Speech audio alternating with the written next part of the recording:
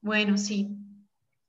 Antes de empezar a hablarles de cuál es el enfoque que tienen las familias de personas que tienen consumo de sustancias, quiero hacer hincapié en algo que es sumamente importante, que también lo hemos trabajado desde diferentes escenarios a lo largo de estos últimos años en relación al tema de las adicciones a nivel nacional, ¿no? Eh, el problema del consumo de drogas no responde únicamente a una sola causa, ¿no? Cuando hablamos de una persona que tiene un consumo problemático, un consumo ya con características de dependencia, alguna sustancia, o que tiene un comportamiento adictivo, eh, nos referimos hacia un origen multicausal y multifactorial siempre, ¿no? O sea, no es que porque tiene un problema en una relación de pareja se ha vuelto consumidor, o porque únicamente tiene o viene de un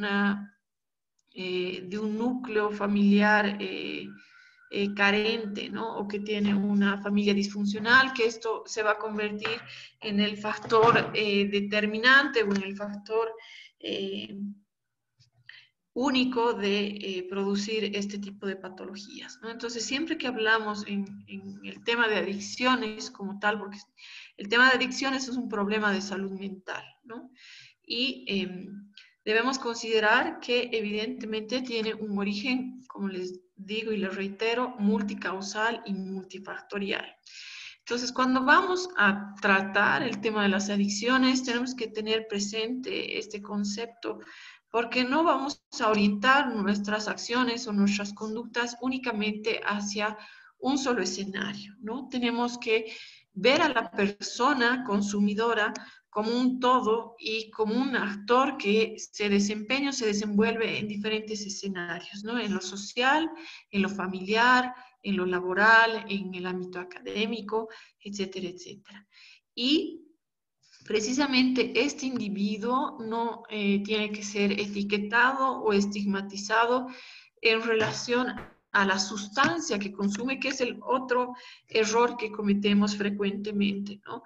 Eh, Inclusive anteriormente teníamos una clasificación de drogas y catalogábamos a los pacientes o a las personas por más o menos el tipo de sustancia que consumía, ¿no? Entonces, si eran, eh, por ejemplo, si es una persona, un usuario consumidor de pasta a base de cocaína, lo etiquetamos como que realmente el consumo es pues complicado y tiene que ser estigmatizado, ¿no?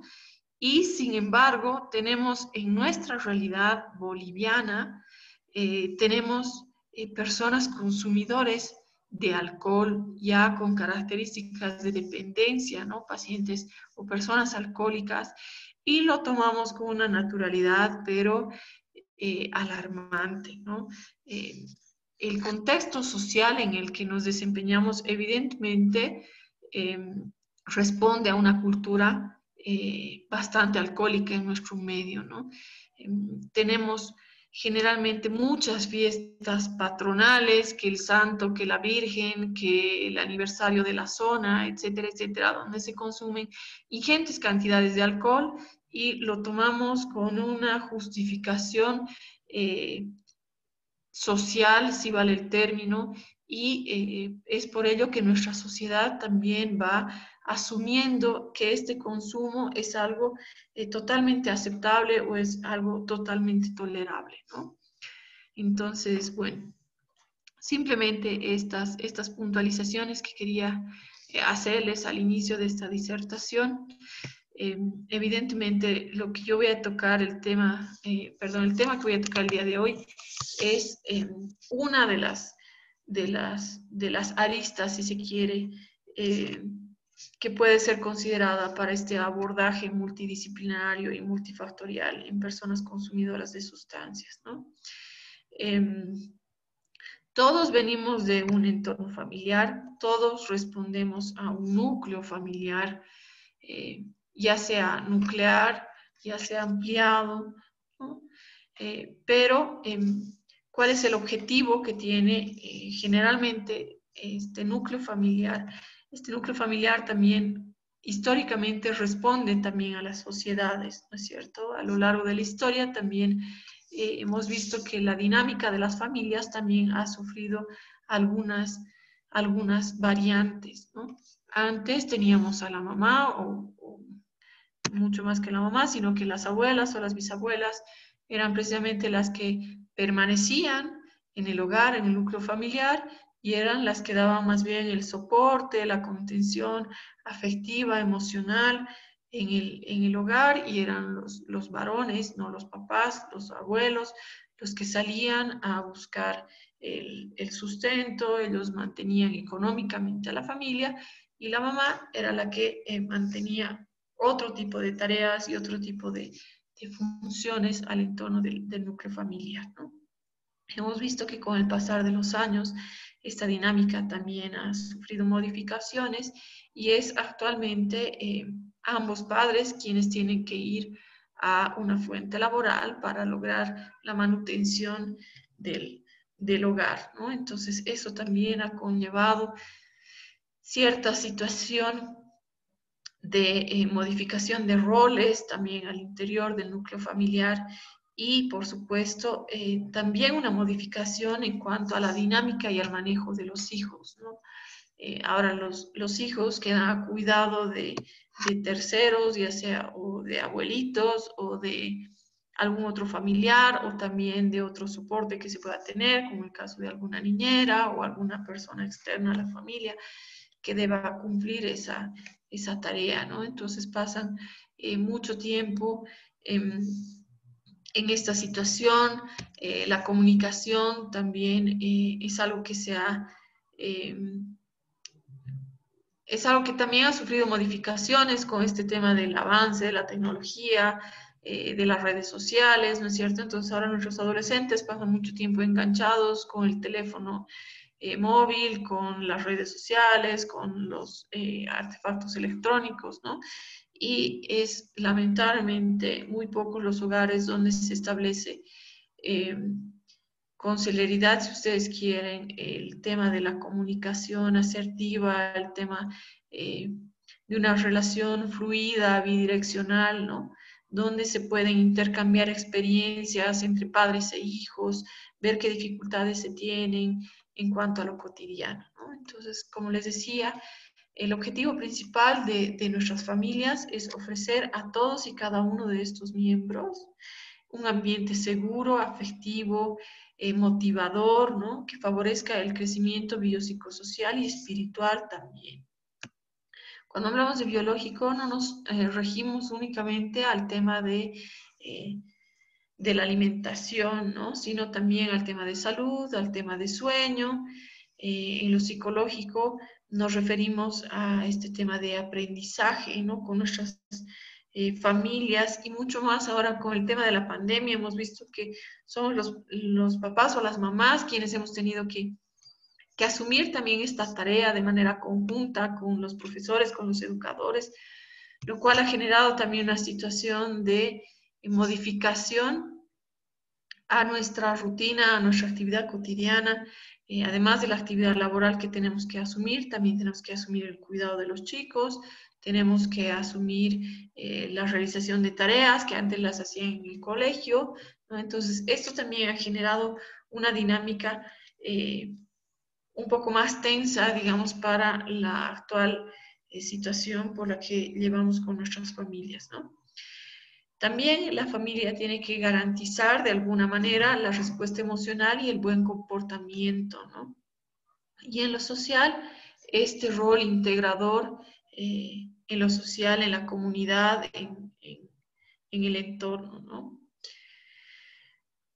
Generalmente, cuando hablamos de un rol o de un patrón reduccionista en la familia, oscila entre los dos polos, ¿no? Cuando tenemos una familia en la cual existe una persona con un consumo de drogas, estamos frente a dos escenarios, ¿no? Uno que se establece un mecanismo de sobreprotección donde entramos inclusive en negación, ¿no? Ahí tenemos a las mamás de que cuando ya nos estamos dando cuenta de que nuestros hijos están asistiendo todos los fines de semana a eventos sociales, pero que están ya consumiendo bebidas alcohólicas, por ejemplo, por 2 días seguidos, o que está faltando al colegio, o ya nos está llamando la atención que hay algunas dificultades, empezamos con las justificaciones, ¿no?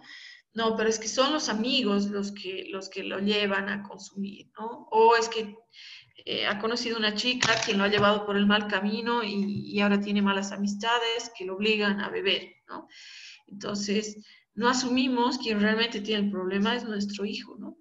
Y tenemos que enfrentar sin justificar, sin buscar responsables a terceros, ¿no? Entonces, o esta sobreprotección o finalmente terminamos descuidando y empezamos a estigmatizar o etiquetar ya a nuestro familiar como un adicto, ¿no? Es que si realmente él es un borracho o es un drogo o es un polilla, qué sé yo, ¿no? Entonces, y terminamos por deshacernos prácticamente del problema y es ponernos una venda en los ojos y pretender que cada quien tiene que seguir su vida como pueda y no asumimos una, ningún seguimiento sobre ¿no? Bien. Ahí les menciono, surge esta dinámica en proceso familiar en las adicciones. Pasamos por el primer estado que, en el cual empezamos a negar este consumo, ¿no? O empezamos a minimizar este consumo.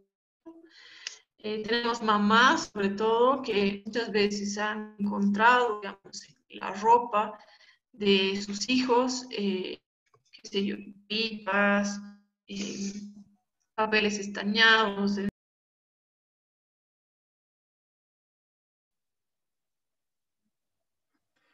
Creo que tiene problemas de conexión la doctora Guaira. Ah, que vamos a tener que ser un poco pacientes, por favor.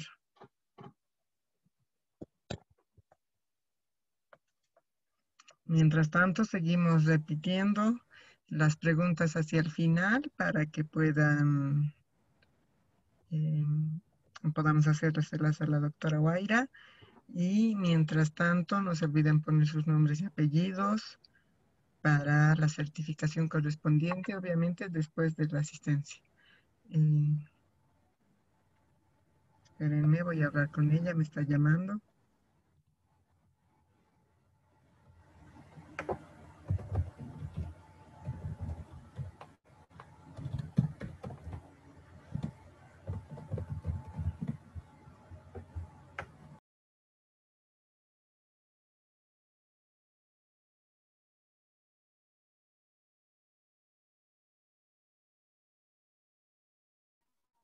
¿Así? Así. Bueno, Guaira, ahora sí te escuchamos. disculpas, había una reconexión, creo que la señal del internet estaba un poco mal. Sí, te estábamos escuchando algo entrecortado. Ya, continuemos. Muy bien.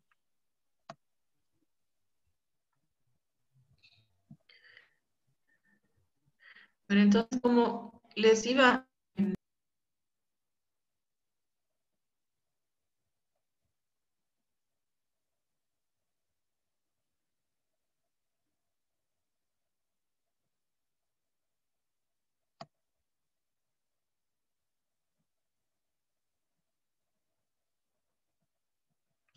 Guaira, si estás en la sala no te estamos escuchando. Creo que sí, esta vez te ha salido.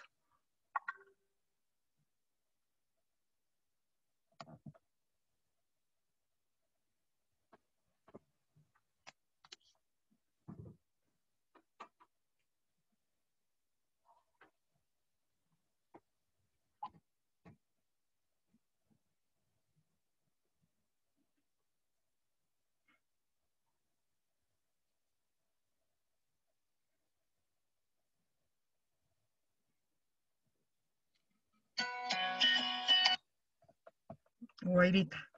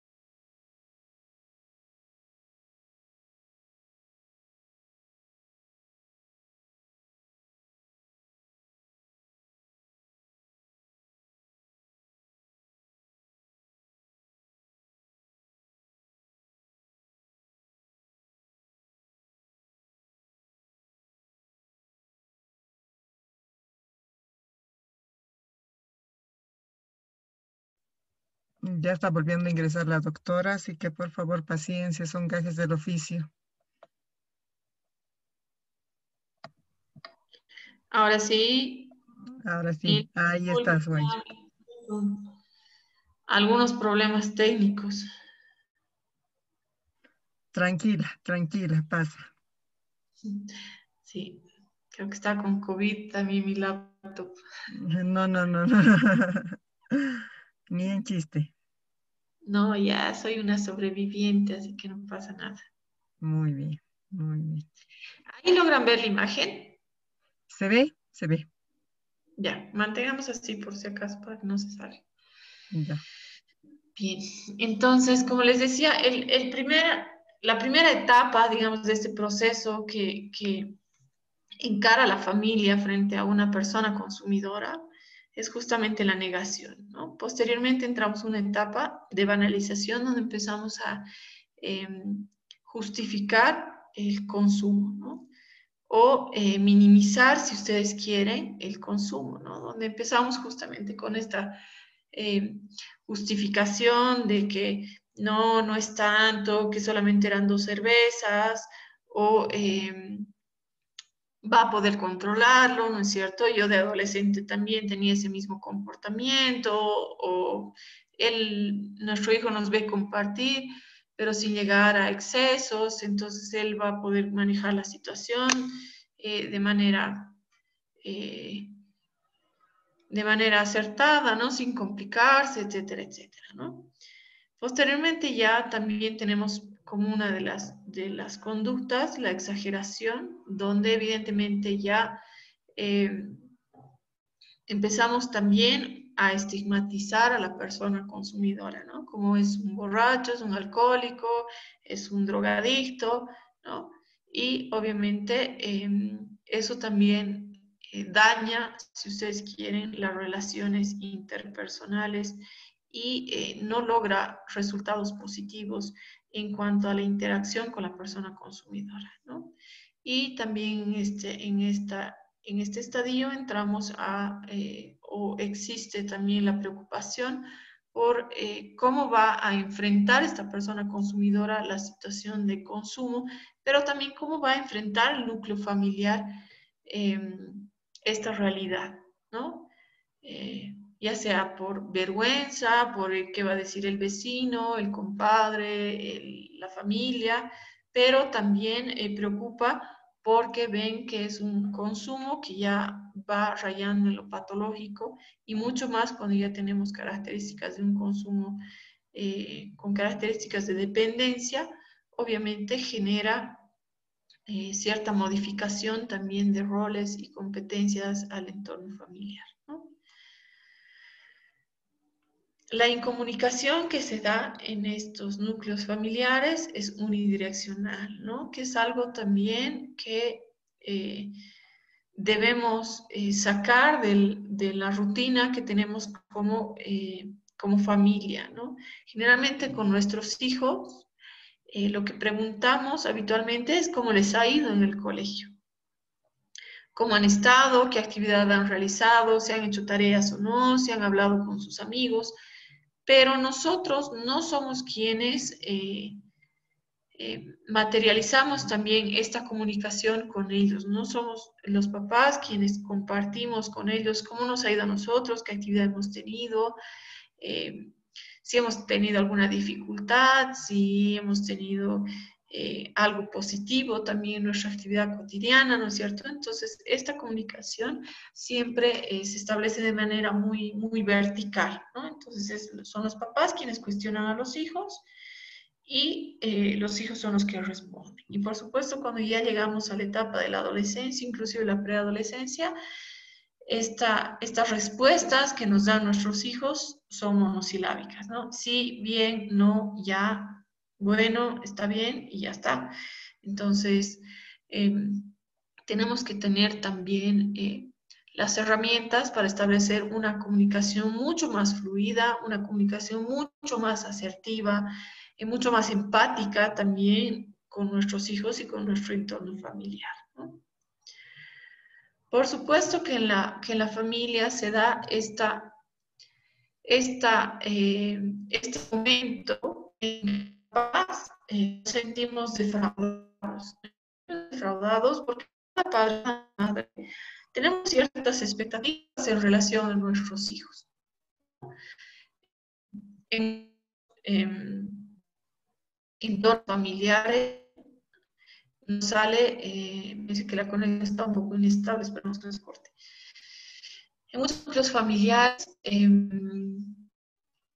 adicional, digamos, ciertas actividades también, qué sé yo, que el tatarabuelo se llamaba José, el bisabuelo José, el abuelo José, el papá José, el hijo José, el nieto José, etcétera, ¿no? Entonces, también tenemos que establecer.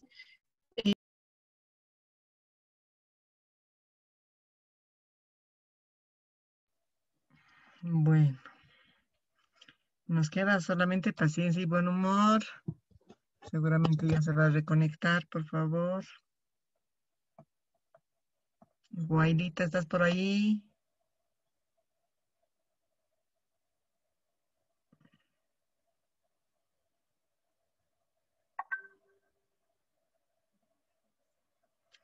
No la veo.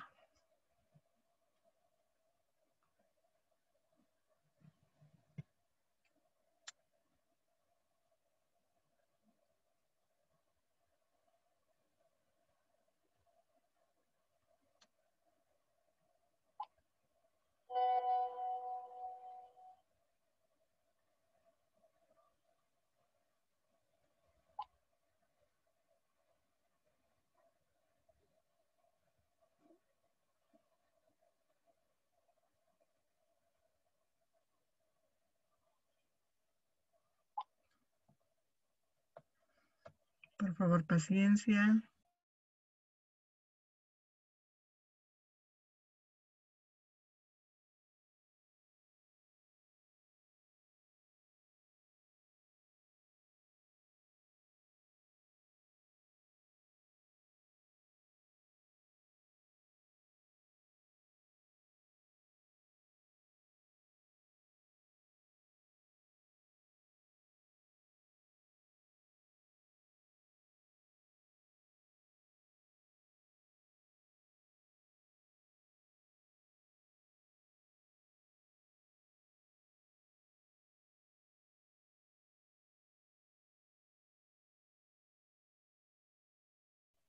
Ya está volviendo a ingresar.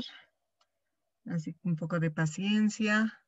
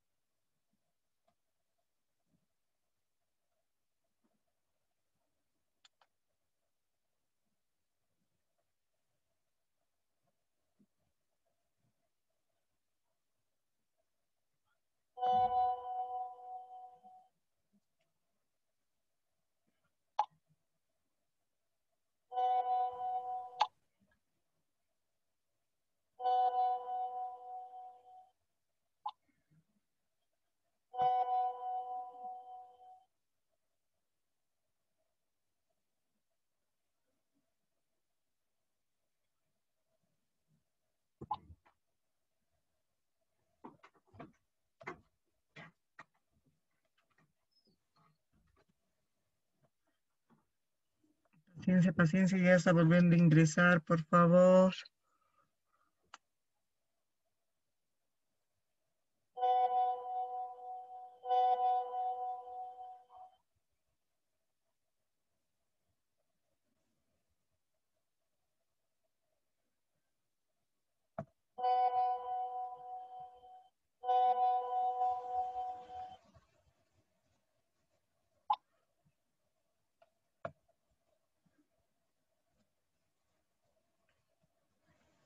Son gajes del oficio, hay que comprender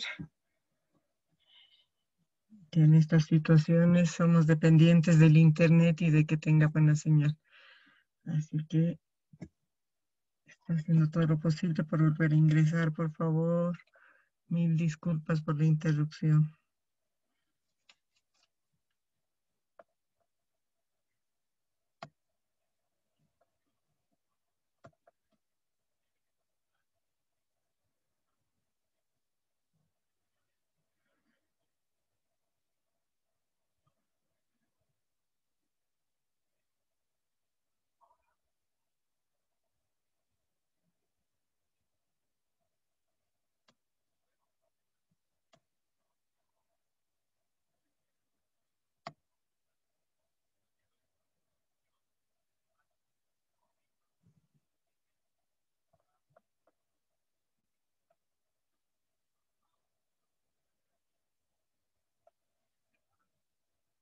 Guaira,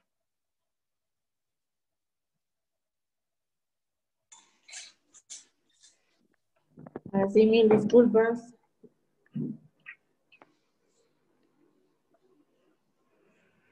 no te preocupes, ya te escuchamos y ya te vemos. Ok, Juanita, mil gracias. Bueno, apenas tenga internet en la compu, les voy a compartir, por favor, las diapositivas. Mientras tanto, seguiremos avanzando. Como les comentaba, el tema de la comunicación es fundamental en las familias, ¿no? Y esta comunicación se torna, cuando no se torna más bien de manera bidireccional, es donde surgen los problemas, ¿no es cierto? Donde se establece de manera muy vertical y únicamente son los padres quienes solicitan información a los hijos y los hijos quienes responden, ¿no? Bien. Hablábamos también el tema de las expectativas. Todos los papás y mamás tenemos expectativas hacia nuestros hijos, ¿no? Siempre esperamos algo de ellos y ellos, por supuesto, también de nosotros, ¿no? No nos olvidemos que los hijos también en muchas de las conductas las imitan y es por ello de que también hay patrones desadaptativos en cuanto a los núcleos familiares que ellos van reproduciendo y repitiendo también a lo largo de su vida, ¿no? Entonces, estas expectativas las manifestamos muchas veces de manera directa o las verbalizamos con los hijos y les decimos, no, me gustaría que seas así, o me gustaría que hicieras esto, o es lo que espero de ti, ¿no? Y otras se expresan de manera no tan explícita, sino de manera un tanto también simbólica, ¿no? En algunos de los hijos también esto genera una pugna en cuanto a las expectativas que son heredadas de los padres y los propios deseos que cada uno de ellos tiene, ¿no? Entonces, ahí muchas veces esto conlleva a una pugna precisamente interior del individuo o de la persona, lo cual genera cierta inestabilidad, principalmente en el plano afectivo, y van a justificar el consumo precisamente por la inseguridad que ellos presentan con esta situación, ¿no? En las familias también se genera culpa en relación al consumo de un familiar o de una persona consumidora al interior del núcleo familiar, ¿no? Muchos papás se sienten culpables por la adicción de los hijos, o porque han sido un mal ejemplo, por decirlo así, o porque tienen también algún familiar, algún hermano o algún papá o alguna abuela que tiene antecedentes de consumo de sustancias, ¿no? Y esto genera culpa también en los padres cuando no se han establecido límites claros y totalmente definidos, ¿no? Cuando hablamos de modelos de intervención también tenemos el modelo causa-efecto, lo cual desresponsabiliza al sujeto o a la persona que consume y carga la responsabilidad al entorno principalmente, incluyendo el núcleo familiar, ¿no? O sea, bebo porque no me quieren o porque bebo porque soy adoptado o me drogo porque prefieren a mi hermano mayor, ¿no? Entonces, esto genera culpa simplemente en el entorno y, por supuesto, la persona consumidora queda eximida de cualquier situación de responsabilidad. Entonces, esto, por supuesto, no es saludable ni para el individuo porque no asume la responsabilidad y sabemos que en adicciones principalmente está enfocado al autoconvencimiento que puede existir de que el problema de consumo es un problema para la persona, no solamente para el entorno, sino para uno mismo, y uno tiene que tener la capacidad y la intención de rectificar este consumo. Si no, de contrario, las acciones no se van a poder dejar de la manera que se debería. Y cuando tenemos este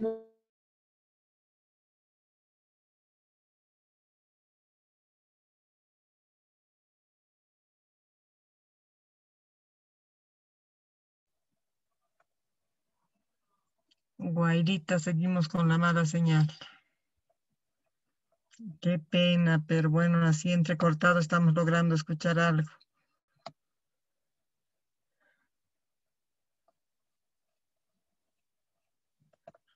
Por favor, un poco de paciencia y mil disculpas.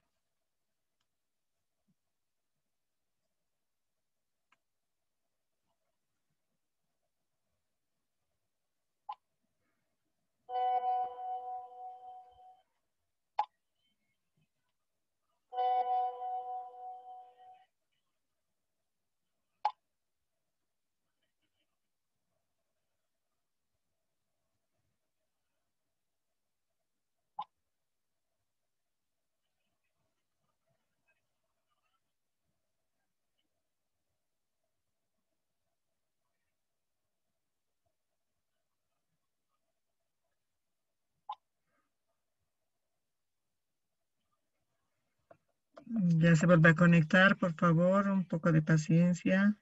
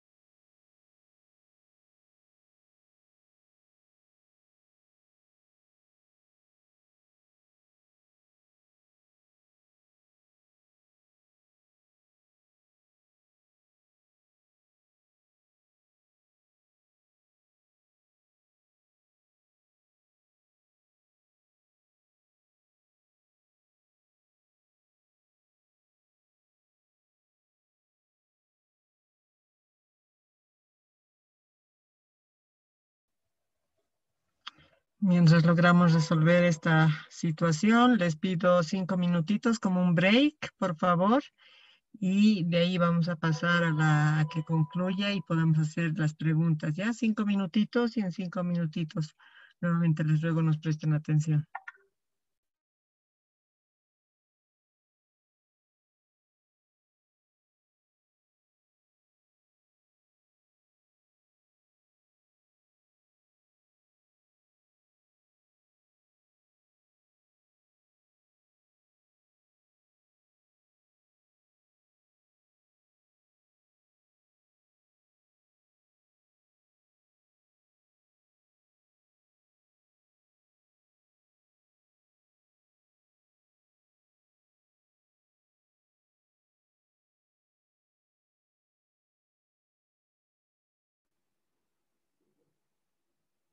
Aló, Guaira, Juanita. Bueno, muy creo bien. que hoy día estoy ejercitando la paciencia de todos y cada uno de ustedes. No Ha te sido mi preocupes. intención hacerlo. Estoy trabajando su capacidad de adaptación y resiliencia, por favor. Tranquila, tranquila, Guaira, no te preocupes que esto sucede. Es así, dependemos del internet, del wifi, así que tranquila.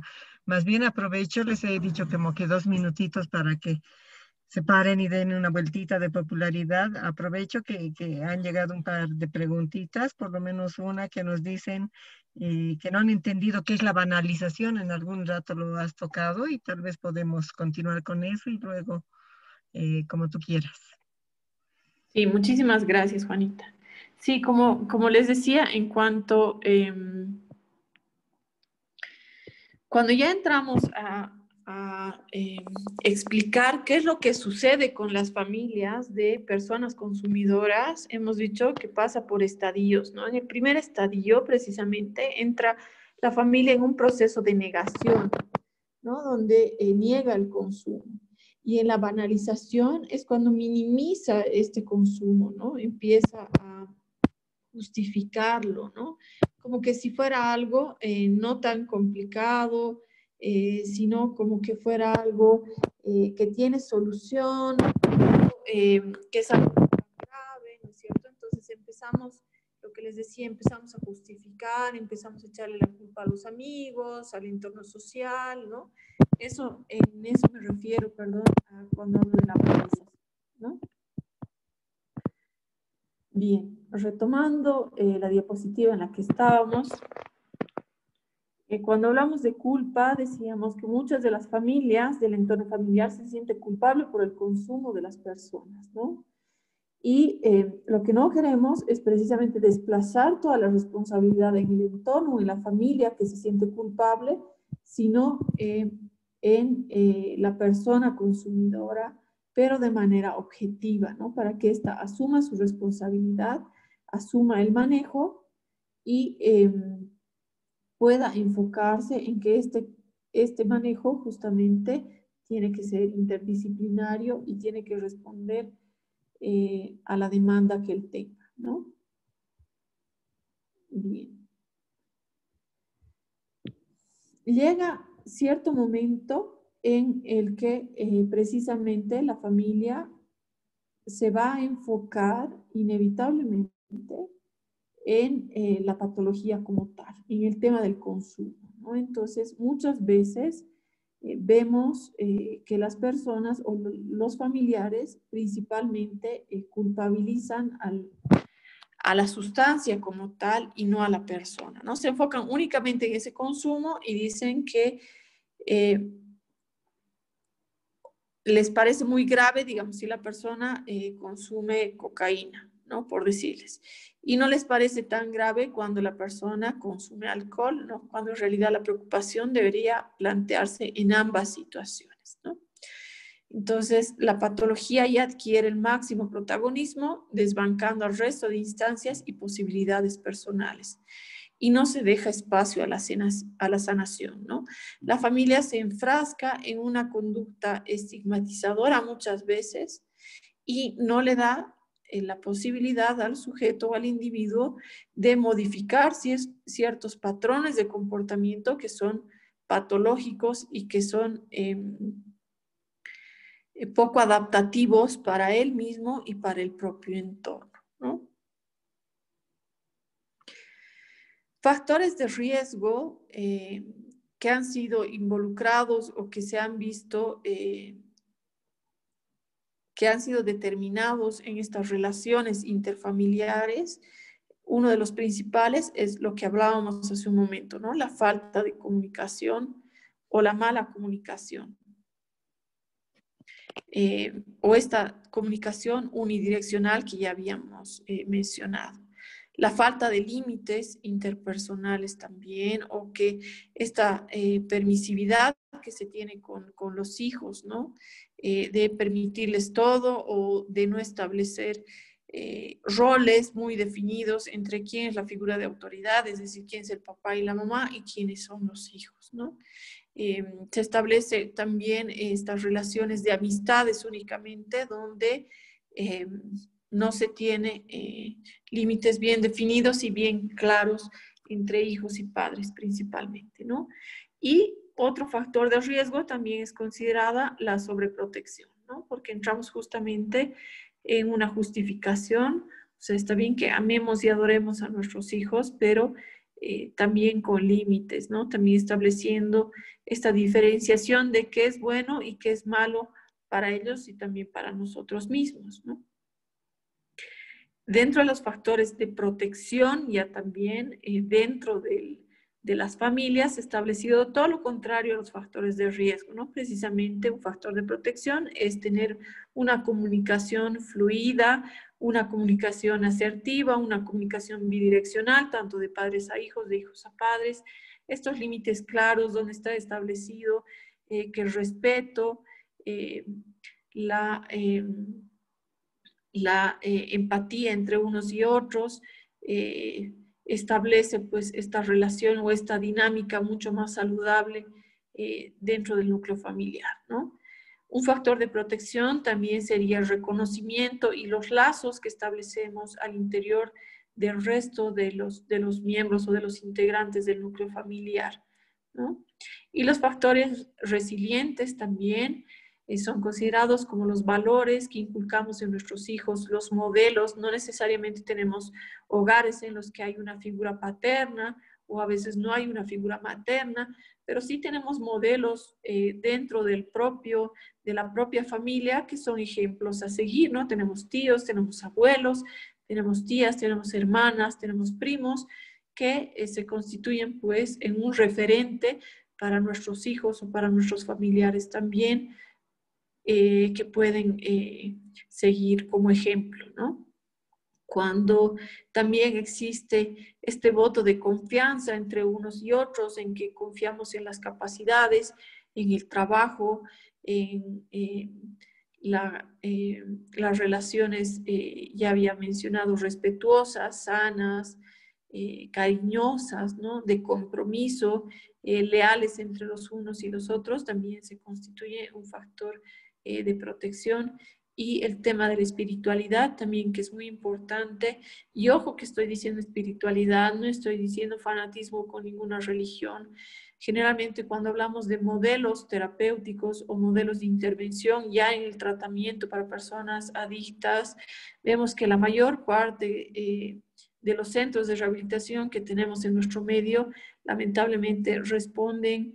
Y digo lamentablemente porque pensamos que con únicamente rezos o castigos podemos solucionar el tema de las adicciones, pero obviamente que no pasa por esa la solución, ¿no? Sí, el tema espiritual es algo muy personal, es algo individual que hay que reforzar y verlo como algo positivo al interior del núcleo familiar también, ¿no? En caso de que la persona consumidora experimentara una recaída, tenemos que tomar en cuenta algunos aspectos, ¿no? Un consumo no es considerado como una recaída, ¿no? Obviamente hay diferencia entre que la persona que esté en un proceso de rehabilitación como tal tenga un consumo aislado a que ya entre un patrón nuevamente de consumo con características desadaptativas y patológicas. Obviamente hay mucha diferencia, ¿no? La recaída sí va a implicar el retorno a comportamientos y estilos de vida adictivos que son patológicos para el individuo y para su entorno familiar, ¿no? Esta sensación de fracaso, no solamente en la persona que ha tenido la recaída, sino también en la familia, ¿no? Cuando una persona entra a un proceso de rehabilitación o a un programa, más bien dicho, de rehabilitación, la familia creo que tiene todavía puesta toda la esperanza y la fe en que esta persona va a superar el problema adictivo. Pero tenemos que ser conscientes y también transmitir a las familias que es sumamente complicado dejar el consumo, ¿no? Entonces, que van a haber momentos o van a haber episodios también en los que la persona pueda recaer y también necesite el soporte y el acompañamiento familiar sin que esto represente que la familia entre en una dinámica de justificación o de sobreprotección con la persona que consume, ¿no? El refuerzo del proceso familiar también es sumamente importante. La ampliación de tareas, que se designen nuevas tareas también a la persona que consume y que se asuman nuevas tareas también al entorno del núcleo familiar. Lo que se trata es también de cambiar esa dinámica patológica que lo que hace es perdurar el tema del consumo al interior del núcleo familiar.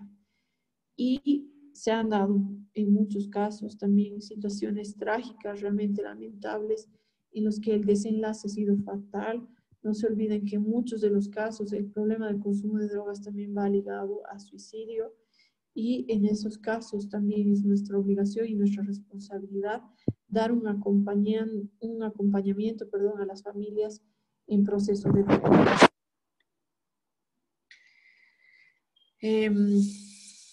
Otra de las cosas que tenemos que establecer cuando estamos frente a la familia de una persona consumidora es que tenemos que tener en claro que así como los individuos o las personas vienen por una patología y están enfermos, porque las adicciones son una enfermedad, las familias también vienen enfermas, ¿no? Entonces no sirve de nada trabajar únicamente con la persona consumidora y retomarlos o retornarlos a un núcleo familiar patológico y en el que la familia no haya modificado absolutamente nada su dinámica. Eso va a constituirse nuevamente un factor de riesgo para la persona que ya está estableciendo un nexo terapéutico con el núcleo familiar y social, ¿no? Entonces tenemos que trabajar también con las familias, modificar las conductas que son patológicas, romper esta relación de codependencia de las familias para que ellos puedan también insertarse en un núcleo familiar mucho más saludable, ¿no? No nos olvidemos que todos nacemos y crecemos al interior de un núcleo familiar, socializamos, aprendemos cómo es el mundo y cómo vemos desde las familias el entorno inmediato y lo hacemos a través precisamente de nuestras familias, ¿no? De familias sanas también lo más probable es que tengamos individuos sanos, ¿no?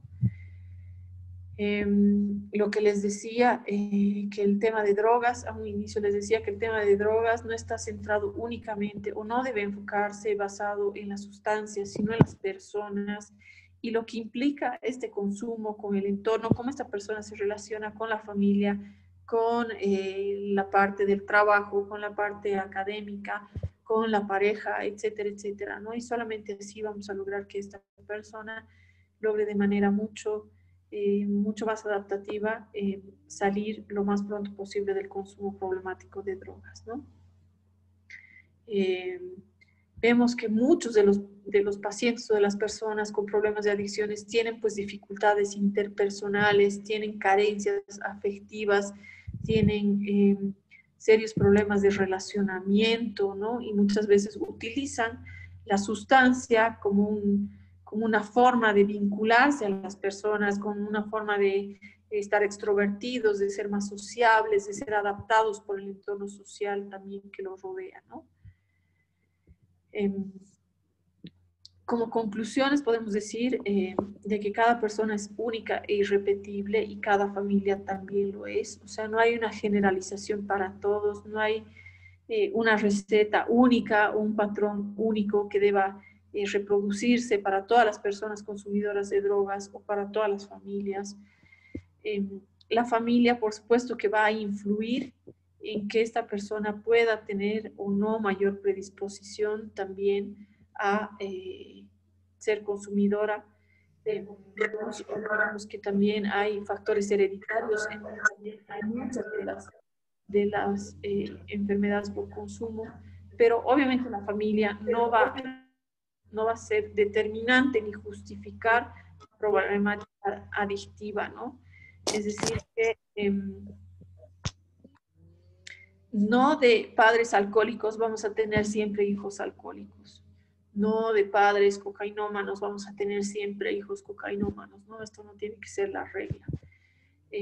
Un cambio en el marco familiar o en la dinámica familiar que lo haga más consistente, protector, no sobreprotector, sino protector, que contenga, que mejore el tema de la comunicación, va a aumentar significativamente la posibilidad de un éxito en el tratamiento y en la rehabilitación de los problemas adictivos en algún familiar, ¿no? Hay que romper esta dinámica patológica de consumo entre los miembros del sistema familiar. Hay que apelar también al respeto, a las decisiones de la persona consumidora y, por supuesto, a un tema de responsabilidad de cada uno de los miembros sin que esto represente culpas en ninguno de ellos, ¿no? Bueno, eso tenía para compartir con todos ustedes. No sé si alguno de ustedes tiene alguna inquietud. Nuevamente me disculpo por todas las dificultades técnicas que se han presentado el día de hoy. No te preocupes, Guaira, muchísimas gracias. Ya están empezando a mandar los comentarios de que muy buena la presentación y la exposición del tema. Tengo un par de preguntas que nos han llegado por el chat, te las hago. Dicen, en su generalidad, es el deseo de la familia que la persona inicie tratamiento, pero la persona consumidora no lo ve como necesidad. En este caso, ¿cómo se abordaría el tratamiento? Bien, muy interesante la pregunta y muy real también, ¿no? Evidentemente, en todas las partes del mundo, lo que se ha estudiado, que ha dado mejores resultados, es cuando la persona tiene el deseo de rehabilitación, ¿no? De nada sirve encerrar, por decirlo así, a una persona consumidora por el lapso de tiempo que fuese, ¿no? Por meses, inclusive años, en una comunidad terapéutica para rehabilitación, si es que la persona realmente no tiene el deseo mínimo de modificar su conducta o de cambiar este consumo, ¿no? Lo que nosotros hacemos es, evidentemente, la demanda, principalmente la establecen las familias. Aprovechamos que existe una demanda de la familia e intentamos persuadir a la persona consumidora de que tenga un primer momento, por lo menos de desintoxicación de la sustancia, ¿no? Entonces, ahí se hace un abordaje mucho más incisivo en el proceso de desintoxicación, que generalmente son las primeras 72 horas, se plantea a la persona que tiene la problemática de consumo un programa de rehabilitación y se le explica que en el momento en el que él quiera abandonar este programa de rehabilitación, lo va a poder hacer en cualquier momento, ¿no? Así nos establece una internación involuntaria o obligada, ¿no? Para esta persona y nos ha dado buenos resultados, ¿no? Porque ya en la desintoxicación uno también logra ver de manera un poco más clara qué es lo que está sucediendo y qué es lo que le está generando el problema de consumo, ¿no? Así es, muchas gracias. Tengo todavía una consulta más que dice, ¿existe cura definitiva para la adicción o es una contención, un tratamiento constante? Si la hay, ¿de qué depende? Bueno, lamentablemente la mayor parte de las enfermedades mentales no tienen cura, ¿no? Y se controlan. En el tema de las adicciones podemos considerar de que obviamente tampoco tienen cura, ¿no? Si vale la terminología. pero sí se pueden controlar, sí podemos tener personas totalmente funcionales en cuanto a su entorno social, familiar, laboral, académico, ¿no? Pero por supuesto que depende del carácter volitivo de esta persona. Es una lucha titánica consigo misma, por eso no es fácil tratar las adicciones. Es un cambio de hábitos, de vida rotundo en la persona que enfrenta esta patología y es un acompañamiento y un desafío también para los profesionales que acompañamos este proceso, ¿no? Así es, Guaira, es realmente una problemática muy compleja. Tengo una pregunta más, dice, ¿cuál es el proceso para recibir una persona que se ha rehabilitado? Me imagino que preguntan cuál es el proceso para la familia. Sí, bien, algo que me estoy olvidando mencionarles es inclusive que hay grupos de autoayuda, no solamente ya para personas consumidoras, sino también hay para familiares de personas consumidoras, ¿no? El Al-Anon, por ejemplo, en el hospital teníamos una vez al mes reunión de familiares de personas, o de familias, perdón, de personas consumidoras, ¿no? Entonces, muchas veces el consumidor no tiene, en definitiva, la intención de modificar este consumo, pero la familia sí, ¿no? En muchos casos nos ha tocado acompañar procesos terapéuticos únicamente de familias que quieren modificar su dinámica, ¿no? Y establecer una relación mucho más sana también con la persona consumidora, es decir, dejar de estar en esa dinámica de justificación, o de sobreprotección, ¿no? Y de establecer límites muy claros con la persona consumidora, ¿no? Entonces, esto es lo que hacemos con las familias. Trabajamos también con la parte, como digo, el enfoque y también el tratamiento y el abordaje de las adicciones es multidisciplinario, ¿no? Entonces, ahí tiene que intervenir la trabajadora social, el psiquiatra, el psicólogo, el operador terapéutico, o sea, todo el equipo de trabajo para que tanto el individuo como la familia logre mejores resultados, ¿no? Es así, es así. Y están lloviendo las preguntas, Guairita. Dice, ¿cómo se lleva a cabo una rehabilitación de una persona a las drogas? ¿Cómo afecta a su mente? La mayor parte de las drogas dañan en menor o en mayor grado el sistema nervioso central. Hay, por supuesto, drogas que dañan de manera mucho más tóxica, si vale el término, el sistema nervioso central.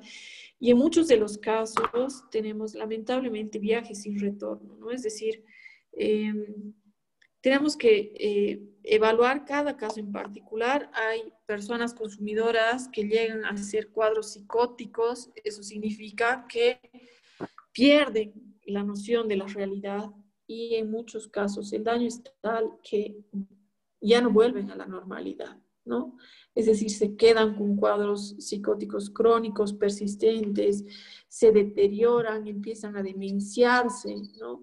Eso también va a depender mucho de los años de consumo, del tipo de sustancia que se consume y también de los factores individuales, ¿no? Ahí interviene una serie de factores genéticos, de constitución, de inclusive de modulación de neurotransmisores en el sistema nervioso central, ¿no? Muchas gracias. Y la pregunta es recurrente, Guaira, ¿no? Esto nos pasa a todos los que hemos trabajado en el tema de drogas y es que, ¿qué se puede hacer, dice, para que una persona vaya a tratamiento? Simplemente, si tiene el deseo, o sea, hay muchas instituciones que trabajan con el tema de rehabilitación. Como les digo, muchas de ellas, lamentablemente, con un enfoque religioso ya patológico, pero es el buscar ayuda con cualquier profesional en salud. Yo creo que, y en salud me refiero a psicólogos y a los que trabajan también con el tema de adicciones y también a psiquiatras, yo creo que ayuda, ¿no? O sea, siempre el apoyo psicoterapéutico es fundamental para enganchar con el tema de rehabilitación, ¿no? Por mi parte, obviamente, las puertas del hospital están abiertas, ahí tienen una comunidad terapéutica con un equipo multidisciplinario bastante completo y bastante interesante en cuanto al manejo de adicciones y en el momento que ustedes quieran. Uno de los logros que se han tenido desde el Ministerio de Salud, en los cuales Juanita ha sido partícipe precisamente, es que ya existe, si bien no del todo aterrizada, pero ya existe una política, por lo menos en nombre, con el Programa Nacional de Prevención y Tratamiento de Adicciones, ¿no? Yo creo que eso es un logro de que por lo menos las autoridades en salud ya consideren el tema de las adicciones como un problema de salud mental y ahora las adicciones, inclusive el tratamiento de las adicciones, sí se tiene a la afiliación, perdón, al SUS, que es el Sistema Único de Salud, que es el seguro de salud universal para cualquier boliviano o boliviana en todo el territorio nacional, es gratuito, ¿no? Hemos logrado de que se incorpore el tema de adicciones con tratamiento gratuito, es decir, hospitalización y abordaje multidisciplinario gratuito para cualquier persona que tenga el problema de consumo, ¿no? Así es, güerita. Bueno, están lloviendo las preguntas. Te voy a pedir un poquito más de tiempo para poderlas Con contestar. todo gusto. Mira, dice, ¿cuál es la ruta a seguir para llevar a una persona a tratamiento? ¿A dónde debe acudir en primera instancia? Como les digo, pueden acudir a cualquier centro que ustedes gusten, de su confianza, de su preferencia, o con cualquier terapeuta que ustedes tengan alguna referencia, o si no conocen a nadie y quieren llevarlo al Hospital San Juan de Dios, estamos de lunes a viernes desde las 8:30 de la mañana. Se abre la consulta externa hasta las 3 de la tarde que se dan fichas, ¿no? Y es simplemente acudir a la consulta y ahí se establece la ruta crítica, si ustedes quieren, para determinar si se hospitaliza o no el paciente. Las hospitalizaciones en adicciones en el hospital únicamente responden a que la persona quiere internarse, más nada. Y como les digo, si es una persona que no tiene un seguro de salud, es decir, que no está afiliado a ningún seguro de corto plazo, vale decir, ninguna caja de banca estatal, banca privada, Acordes, Caminos, Caja Nacional de Salud, si no tiene ningún seguro, únicamente va al centro de salud de su zona, se hace dar una boleta de referencia y va al San Juan de Dios y es beneficiario del SUS y con eso tiene la hospitalización gratuita. Qué buenos datos, Guaira. Tenemos aquí una pregunta que dice, ¿se puede desencadenar esquizofrenia por el consumo constante de sustancias? Sí. Para la esquizofrenia no nos olvidemos de que hay un componente genético, ¿no? Entonces, muchos de los cuadros psicóticos que durante años han estado latentes, si vale el término, y no han desencadenado un brote como tal, que han sido personas que han logrado tener una funcionalidad bastante buena, es decir, personas que han logrado ser bachilleres, universitarios, han logrado tener, digamos, cierto grado de relación interpersonal sin mayor dificultad. Ante un consumo de drogas puede desencadenarse un brote psicótico, ¿no? O exacerbar o desencadenar, perdón, patología mental que ha estado latente, ¿no? Muy bien. Seguimos. Dice, ¿a qué instituciones se puede recurrir específicamente en caso de adolescentes? A ver, en mis tiempos había el Muñazim Cuyaquita, Sigue habiendo. ¿no? Ese es uno de los centros que reciben adolescentes, ¿no? Y de todas maneras, en el hospital se tiene la evaluación de un psiquiatra infanto-juvenil y se tiene psicólogas que trabajan también con población infanto-juvenil, ¿no? No se podría internar en el hospital mío porque ahí recibimos mayores de 18 años por razones obvias, ¿no? Todavía no tienen la parte de infanto juvenil para hospitalización, salvo que sea una situación extrema, ¿no? Una urgencia en la que sí ponga en vida, perdón, se ponga en riesgo la vida del adolescente y ahí sí los internamos con acompañante terapéutico, ¿no? Hasta que se solucione la emergencia. Pero después nosotros no internamos adolescentes, sí sé de este centro de Muñaz y Cuyaquita que sí trabaja con esta población. Por ahí dicen que también Adulam, ¿no? Y bueno, Ah, finalmente la última pregunta. Creo que sí, Adulam dice, cada día el consumo de sustancias psicoactivas se normaliza en el ambiente comunitario, viéndose las familias en una situación difícil. ¿Qué estrategias cree usted que deben aplicar asertivamente las familias para prevenir el consumo? todo lo que hemos dicho, ¿no? Es fortalecer estos factores de protección, tareas o ítems que parecen tan sencillos, pero ya territorializarlos y llevarlos a la vida cotidiana se hace más complicado, ¿no?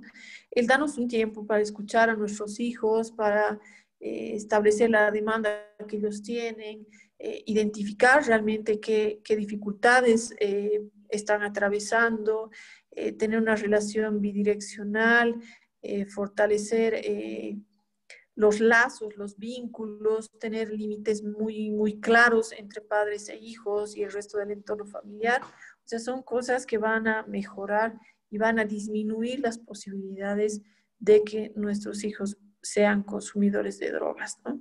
Que ellos puedan contarnos qué es lo que realmente están haciendo, mejora mucho el pronóstico, digamos, de esto, ¿no? Así es. Muchísimas gracias, Guaira. Me voy a quedar con la última pregunta, por favor.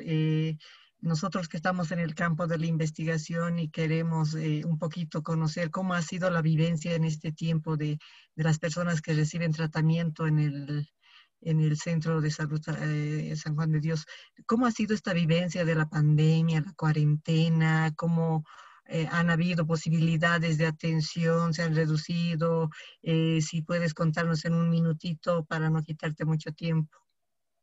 Sí, por supuesto, Juanita. Bueno, creo que para todo el sistema de salud ha sido sumamente complicado, mucho más para el hospital, en el sentido de que eh, las patologías mentales, tú bien sabes que son muy poco visibilizadas y muy poco atendidas. No es lo mismo tener una discapacidad física evidente de que el individuo no pueda caminar, no pueda ver, no pueda oír, que a que tenga una enfermedad mental, ¿no? Siendo que las enfermedades mentales en su gran mayoría son totalmente discapacitantes y no solamente afectan al individuo que la padece, sino también al entorno familiar, ¿no? O sea, vemos que existe un desgaste en el tema de los cuidadores, de los familiares, quienes asumen el cuidado de esta población, ¿no? Y el hospital ha pasado momentos difíciles porque no teníamos dónde referir pacientes. Hemos tenido 56 pacientes con COVID, no había dónde referirlos, pese a no ser un hospital especializado en otro tipo de patologías más que la mental precisamente, o la patología psiquiátrica y psicológica. Eh, Hemos tenido que asumir, hemos hecho el tratamiento de COVID, hemos aprendido a trabajar con COVID, hemos tenido alrededor del 70% de los trabajadores también contagiados, yo también me he contagiado, pero hemos salido muy bien, a Dios gracias, hemos sobrellevado todo, hemos unas campañas también de apoyo para mejorar las condiciones de los insumos de bioseguridad, principalmente del personal y de los pacientes. Y ahora podemos decir que hemos salido totalmente de la crisis, estamos muy bien. Todos, tanto pacientes como el personal que atiende allí, hemos retomado hace 3 semanas las hospitalizaciones de todos los pacientes. Tenemos todas las comunidades funcionando y bueno, así estamos muy bien. Muchas gracias, Guaira. Yo te pregunto esto porque para todos los que estamos aquí presentes, es importante reconocer que a pesar de muchas circunstancias, creo que muchos hemos logrado desarrollar experiencias de resiliencia, ¿no? Muchos hemos logrado fortalecernos a pesar de la adversidad y creo que eso es lo que más tiene que resaltar en esta época, en este tiempo donde la salud mental, el tema de las adicciones han seguido, han estado presentes, no han desaparecido porque haya habido una pandemia o una cuarentena, pero lo que pasa es que nos ha probablemente exigido y a momentos sobreexigido respuestas adaptativas, ¿no? Ante estas circunstancias. Gracias, Guaira. Me alegra realmente que estés bien. Me alegra que hayan salido fortalecidos todo el centro. Y creo que esto es un aprendizaje para que cambiemos muchísimas actitudes, muchísimos hábitos de vida que todos tenemos, ¿no? Están llegando los comentarios, dicen muchísimas gracias. Hay quien también lamenta que haya habido cortes porque no te han podido escuchar algunas partes, pero en general muchos te agradecen, ha estado muy interesante, muy bien explicado y bueno, este es un esfuerzo que hace la Universidad La Salle, pero la hace en función a los grandes profesionales que nos han acompañado. El día lunes desde España el doctor Pozo, ayer desde Colombia la licenciada Brenda y hoy día la doctora Cole desde Bolivia, ¿no? Este ha sido un esfuerzo grande, pero no lo podríamos hacer si no fuera por los profesionales que nos permiten y que nos brindan su tiempo y su experiencia para todos. Bueno, muchísimas gracias, Juanita, a la universidad también. La recompensa va a ser un cafecito. Te estamos escuchando muy poquito. Bueno, digo que la recompensa de la disertación va a ser, y como consuelo a los problemas técnicos, va a ser un cafecito cuando se pueda. Exacto, así tiene que ser, así tiene que ser. Y bueno, agradecidas con todos, hermanos colombianos, hermanas bolivianas, hermanos de otros lugares que nos están acompañando. Un abrazo grande, este siempre es un esfuerzo y se ha hecho posible porque la Universidad La Salle de Colombia también nos ha acompañado. Si está por ahí y Luis Felipe, te cedería la palabra para que podamos cerrar nuestro evento. Y como les digo, este es un evento que es parte de las obligaciones de la academia, de siempre estar al día en temáticas que son de interés, en temáticas que son de necesidad para nuestra permanente actualización y formación como profesionales en la salud mental, ¿ya? Y bueno, un abrazo grande, recordarles que los certificados les van a llegar a través del correo electrónico a quienes han asistido a las 3 jornadas y que las grabaciones de estas charlas van a subirse al YouTube de la Universidad La Salle de Bolivia. Así que desde mañana ya pueden empezar a buscar para volver a repetirlas. Muchísimas gracias a ustedes que también nos están mandando los agradecimientos. Te mando un abrazo grande, Guaira. Nos debemos un cafecito y a todos, a todas, muchísimas gracias por su participación y por acompañarnos estas 3 noches. Los agradecidos creo que somos nosotros, Juanita, de poder compartir también nuestras experiencias, nuestros aciertos y nuestras equivocaciones también. Y bueno, siempre prestos a ayudar, el hospital siempre... Posteriormente voy a tener entonces lo que es la... Guairita, no te estamos escuchando.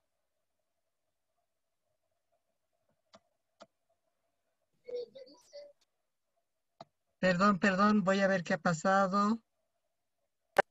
¿Aló? ¿Ahora sí? Ahora sí, ahora sí. Ahora sí. Bueno, agradecer a la universidad, agradecerte a ti, Juanita, a los otros expositores también por su tiempo, por compartir las experiencias, las lecciones aprendidas, a nuestros hermanos colombianos también y a todos los asistentes, ¿no? Muchísimas gracias y buenas noches a todos. Buenas noches, buenas noches. Grandes cosas son posibles a pesar de la adversidad. No ha parado la academia a pesar de cuarentenas y pandemias. Nosotros hemos continuado con todo el cronograma que tenemos y vamos a seguir. Un abrazo grande, a cuidarse todos hasta que nos llegue la vacuna, por favor. Así es. Muchas gracias, buenas noches. Buenas noches a todos. Muchas gracias, hasta luego. Gracias.